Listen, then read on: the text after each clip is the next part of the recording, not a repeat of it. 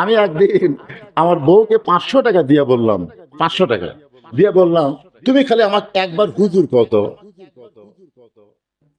আমার মনের মধ্যে খুবই আশা, বউ আমাকে হুজুর কোক একটু শুনবার চাই। কিন্তু বউ 500 টাকা নিয়ে খালি মুচকি মুচকি হাসে। আমি বললাম, রে 500 টাকা দিছি একবার হুজুর খাওয়ার জন্য। বউ বলতেছে আরো 500 টাকা দেন। তাই আবার 500 টাকা দিয়ে বললাম, ঠিক আছে গো। বউ বলতেছে, আমার মুখ যে ফসকে যাচ্ছে। আমি বললাম, কেন? বলে, জনগণ আপনার চিনে না তাই হুজুর কয়, কিন্তু আমি তো মালটা চিনি। আমি বললাম, টাকা ফেরত দে। তুই টাকা নিয়ে মালটা বলতেছিস, তার মানে বাংলাদেশের কোন পীরের বউ মুরিদ হয় না পীরের কাছে, খুঁজলে দেখবেন কোন পীরের বউ ওই পীরের কাছে মুরিদ হয় না। কারণ বউ জানে আমার পীর মাঝে মধ্যে মুরিদের বইয়ের দিকে টাকা চোখ মারে, এই লুচ্চার হাতে মুরিদ কে হবে।